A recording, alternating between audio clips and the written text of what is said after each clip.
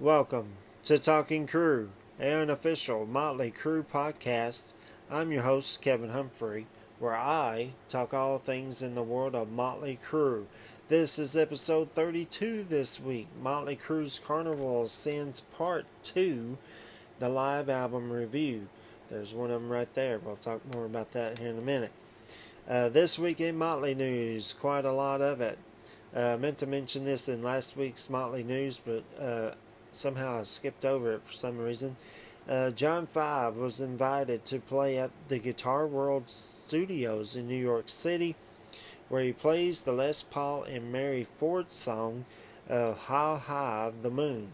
And yes, I'm talking about that Les Paul. The Les Paul guitar is what he's known for. But he actually did a song. So John 5 does this. It's absolutely fantastic. I will post it in the comments section down below, so definitely check this out. What can't John 5 play? I mean, that's that's probably the big question. He's absolutely amazing. I'm so glad he's in the band. John Corabi and the Dead Daisies announced a tour of the month of June in 2024, starting June the 6th in New York City, and it runs through June 22nd at Roswell, California. You can check out deaddaisies.com for those tour dates. And speaking of shows, Motley Crue announced that they will headline July 14th in Quebec City, Quebec, Canada, at the Festival of Quebec. So if you live in and around Quebec, get your tickets. Don't want to miss this. Motley Crue's coming to town. Also, the band celebrated their 5-year anniversary of the Motley Crue movie The Dirt on Netflix, and today, they posted a video of Nikki and Tommy answering our questions. I mentioned this a couple of weeks ago on Motley News. They were asking us to ask them questions about the anniversary of the movie The Dirt. I sent one. I haven't watched the video yet, but I will before the night's over with. That is for sure. You can watch this video at crueseum.com. That's CRUESEUM.com. Sign up today. Not only if you sign up, you get to see the museum and this video, but you're also part of the Motley Crue fan club. They brought it back. The Sin fan club. Strength in numbers. So definitely check it out. Sign up today. I guarantee you won't be disappointed. They're also selling on crueseum.com The Dirt, the soundtrack on double cassette. It's going for $40. You can go ahead and order it. I think it goes until March 29th, if I'm not mistaken. I think what they're doing is making it per order basis. That way they don't have a crap ton of them. So I think that's smart. So yeah, if you want one, go get you one. And that's it in Motley news this week. This is episode 32, Motley Crue's Carnival Sins Part 2, the live album review. There's Volume 1 and there's Volume 2. So in this week's episode, I'm just going to continue on with the timeline of releases. And this is the Part 2. This is the live album that accompanies the live DVD, which was part 1 last week's episode 31. So in case you missed it, go back and check that one out. It's the same show from the DVD, just on audio, but they did some different things, and I'll talk more about that here in a little bit. So let's go info and facts. The album was recorded on April 27, 2005 in Grand Rapids, Michigan. It was produced, meaning the album, was produced by Motley Crue and Bob Rock. The album was released 4 months after the DVD came out on February 7, 2006. How many copies did this sell? I can't really find an answer to that, but if you know, write me a comment down below. I'd love to know.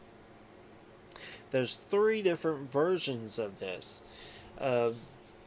There's 2 clean versions, which means they've been edited out. The cuss and stuff on it's edited out. This is another one. The one I just showed you has 2 CDs in one case. Now this is the other version. That is the clean version. You got Volume 1 and Volume 2. Then there's the third version of this, and it's 2 discs in 1 jewel case, and there it is. As you can see, it's got the sticker on it. Kind of getting the glare there. But yeah, so there's 3 different versions. I'm actually looking for that one that I just showed you because I want the one with all the stuff on it. But I'm looking for it. So there's the 3 versions. It's on 2 discs, or you can buy them separate, like I showed you just a second ago, Volume 1 and Volume 2. So there's your info and facts on it. So in this episode, I'm just kind of going to go compare and contrast between the live album and the DVD. What's not on the live album that's actually on the DVD. Plus, I got 2 personal stories I kind of want to tell because I saw this tour twice, and they were two totally completely different shows. So let's go. So in disc 1, it starts off track number 1, Shout at the Devil. So this part, they cut out the Mighty Mike part where he pumps up the crowd, the Masters of Disaster, and all that stuff. It just kind of goes right into the song. Track number 2 is Too Fast for Love. Track number 3 is 10 Seconds to Love. Track number 4 is Red Hot. And they cut off the Nicki stage rap introduction to the song as well. They cut all that out. Track number 5, On With the Show. Track number 6 is Too Young to Fall in Love. Track number 7 is Looks That Kill. Track number 8 is Louder Than Hell. Track number 9 is Livewire. Track number 10 is Girls, Girls, Girls. And here again, they kind of cut out the part where Mighty Mike rides up on his little motorcycle, and Nicki, Tommy, and Vince ride up on their motorcycles as the curtain comes back up. So they cut out all that. Track number 11 is Wild Side, and that's how disc number 1 ends. And then you get to disc number 2 is Don't Go Away Mad, Just Go Away. Here again, they kind of cut out the part where Vince talks to Mighty Mike about him and Josie. Track number 2 is Primal Scream. Track number 3 is Glitter. And track number 4 is Without You. Now, they kept that part where Vince says, we're going to slow things down and give you something to look at, which I think is really cool that they let that in. Track number 5 is Home Sweet Home. Here's another part that they kept in. Vince kind of jumps the gun on singing the song and then stops himself and then starts all over, which I think is fantastic. Track number 6 is Dr. Feelgood. Here again, they cut something out. They cut out Nicki's solo, but you can hear maybe, 30 seconds of the ending of Nicki's solo, which leads into Dr. Feelgood. So you kind of get a little portion, but not the whole thing. Track number 7 is Same Old Situation. Here again, they cut out Tommy's drum solo. And the Itty Cam, they kind of cut that out as well. I mean, it's kind of hard to do on audio. The drum solo, I think, would have been cool, though, if they kept that. Track number 8, Sick Love Song. They skipped Nicki's stage rap here again, where Nicki talks about, you want us to go into the studio and make a new Motley Crue album. But they do keep the part where he says, this is a new song, Sick Love Song. They keep that part, which is really cool. Track number 9, If I Die Tomorrow. Track number 10 is Kickstart My Heart. What I really like about the audio version is it feels like they turned up the pyro on this, especially towards the end when Nicki's smashing his bass. Track number 11 is Helter Skelter. Track number 12 is Anarchy in the UK. And so that's the live album. Like I said, they kind of cut out some stuff to make it all fit, but I love this live album. I think it is absolutely fantastic. That's why I'm looking for that other version. Fantastic. So there's the live album. So now it's story time on Talking Crue, baby. Okay, so the first story I'm going to talk about is the first time I saw this tour, and it was I saw them in Greenville, South Carolina, at the Bilo Center.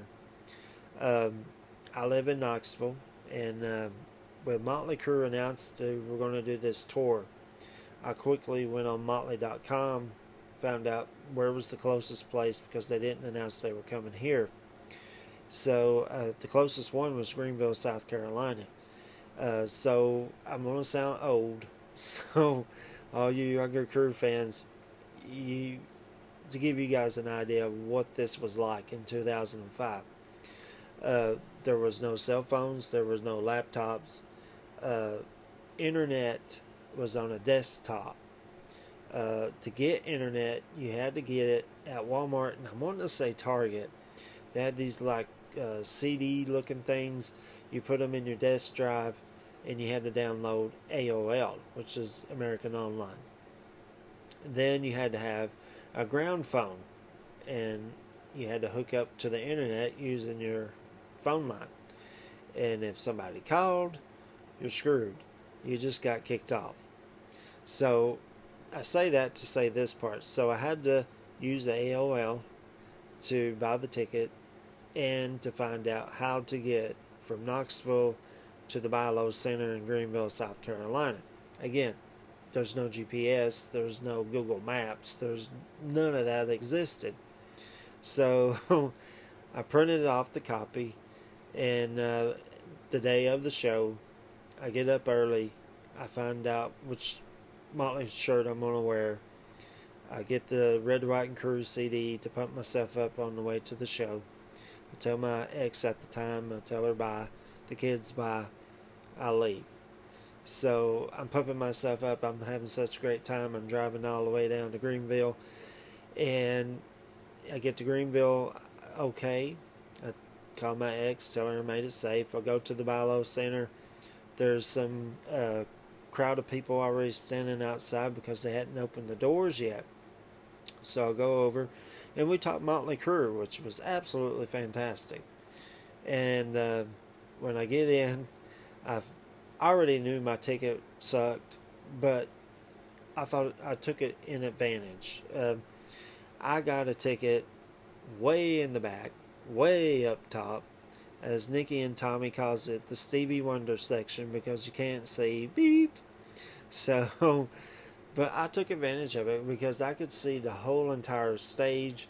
They had 2 video screens on each side of the stage, and it had a video screen on the top of the circus tent, so I could see it all. Plus, I liked watching other things. As far as what they were showing on the video screen, I like to watch the whole entire stage. Now, I mentioned this in last week's episode. During the part of Livewire where they shoot those little smoke things that kind of come up and turn off, come up and turn off, they actually had this in the Dr. Feelgood song at the very beginning. And I remember this show because Mick started playing a completely different song. I don't even know what he was playing. And all you could tell was Nikki was like this to Tommy, like, stop, wait. And they replayed it and or started all over again. And this time without the smoke. I don't know if the smoke messed him up. Who knows? But yeah, I thought that was really funny, but also kind of cool to see at the same time. So as Anarchy in the UK started winding down, I kind of got to thinking, I was like, well, I printed instructions how to get there. I didn't print instructions how to get back. So I was like, oh man. So I'm walking to my car, and I was like, well, I'll just go in reverse. As soon as I can find an interstate, I'll be fine. So, well, here was the problem. The cops had blocked the road off, so everybody had to go one direction. It wasn't the road that I came up on. So, I remembered what my dad taught me back when I first learned how to drive. He was like, every road makes a square. So, I was like, okay, let's let's do this. So I turn and I go down and I turn a little bit more, go down, turn, and that road was nowhere to be found. So luckily there was a gas station. I called my ex and tell her I'm lost. I have no idea where I'm at. And so she was like, "Well, go ask the gas attendant guy." So I was like, "Okay." So I get gas to fill back up. I go in, ask the guy there, and he's like, "Okay, well, hang on, let me draw you a map." And he draws out this map. Well, you turn here, and then you go down here, and you turn here, and then you go down here, and you turn here. That sounds like a song. And so I was like, "Okay, gotcha." So I get back in the car. I got the instructions or the map that he drew me in the passenger seat. Here I go, and I have no idea where I'm at. I mean, there was no interstate anywhere. So I was like, "Oh my gosh." So let me backtrack because now I'm starting to panic. I mean, it's dark. It's like, oh no, I think at 11:30 at night. I have no idea where I'm at. Nothing. So I backtrack, get back to the gas station, call my ex, tell her, well, that didn't work. And then, so she was like, well, go in there and buy a map. And I was thinking, I'm not heading back in there to buy a map.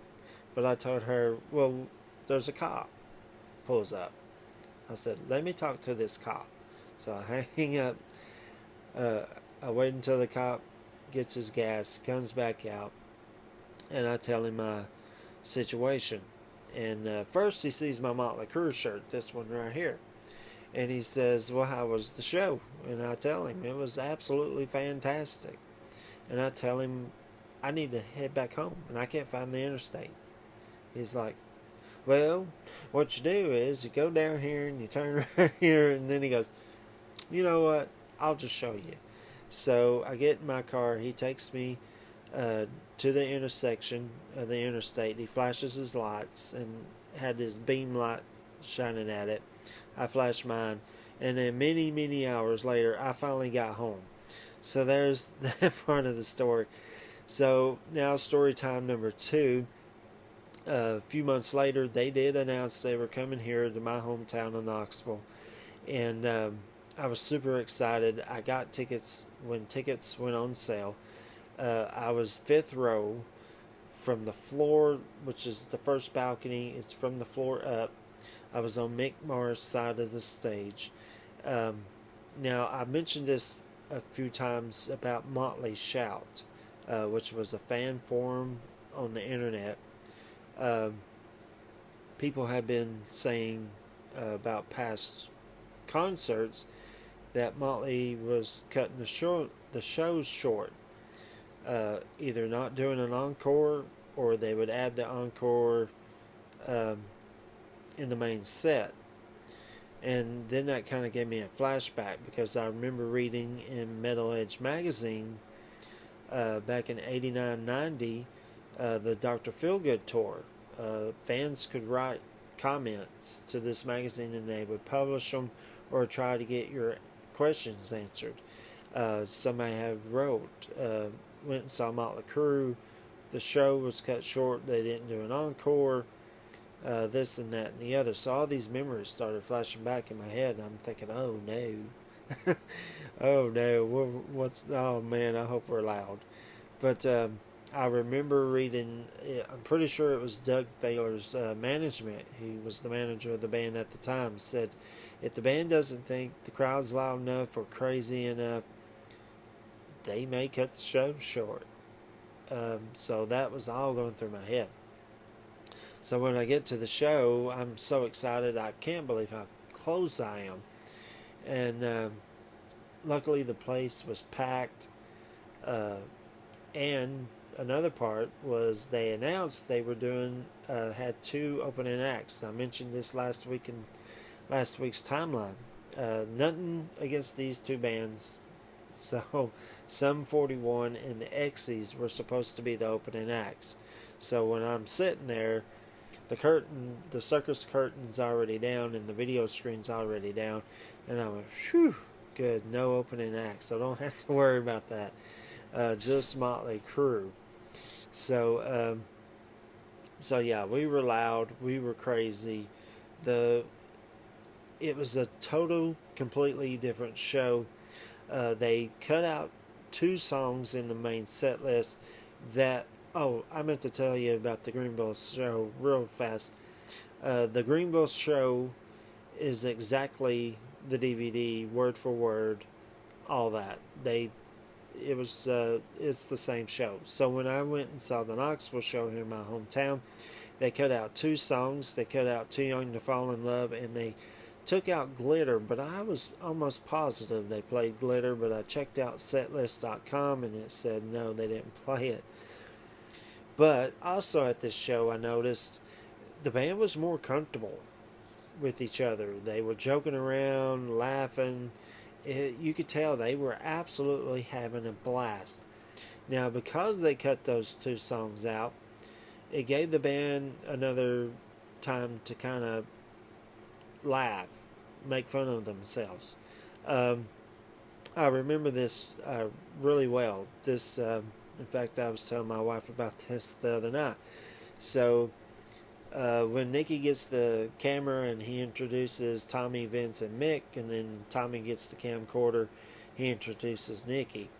Now, I can't remember exactly what Tommy says, but then he's like, "You guys want to see something funny?" And he walks towards the side of the back of the stage.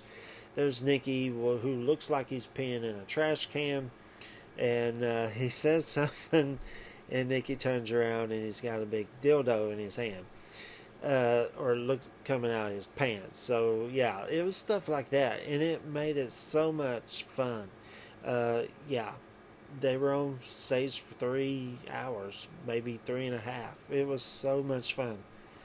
So yeah, there's my story time on both of those shows. So I just thought I'd share some personal stuff with you. Alright, so that's the episode. Homework this week. Do you have this live album? In which version? Do you have this version? Do you have the other two that I showed you? Also, homework question number 3. Very important one. Tell me where you watch this podcast at. Meaning, I talked to a guy by the name of TJ James Music. He has told me he watches these all the time. He watches them from Sydney, Australia, which blows my mind. I'm like, really? You're in Sydney, Australia? That's awesome. So that kind of got me thinking, where do you guys watch this? If you live in the United States, tell me the state. If you live in Canada, let me know what city in Canada. If you watch it in Mexico, let me know. South America, Australia, New Zealand, Japan, Europe, England. Let me know. I want to know. I want to know where you guys are watching this, because the Motley Nation is worldwide. And I love it. That is absolutely fantastic. And I'll give you guys a shout out in the next episode. So, that's it for this week's podcast. Next week, I'm actually going to take next Friday off for Good Friday and to celebrate Easter weekend. So, happy Easter to everybody. But I will be back in 2 weeks. April the 5th, for a matter of fact.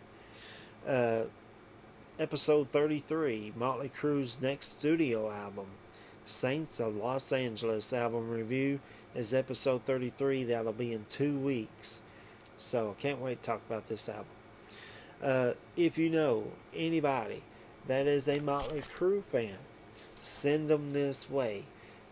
Hit that share button, copy the link, and send it to them. Tell them to go on Google, Firefox, YouTube, Facebook, type in Talking Crue. All the episodes will pop up. Don't forget to hit that subscribe button yourself. Give me a thumbs up. That helps out the podcast a whole lot. I want to thank all my new subscribers, everybody who's gave me thumbs ups, all the people who's joined the Facebook page, Talking Crue. I thank you as well. And that's it. I'll see you guys in 2 weeks. Happy Easter. And I'm talking to you, just took a ride on the wild side.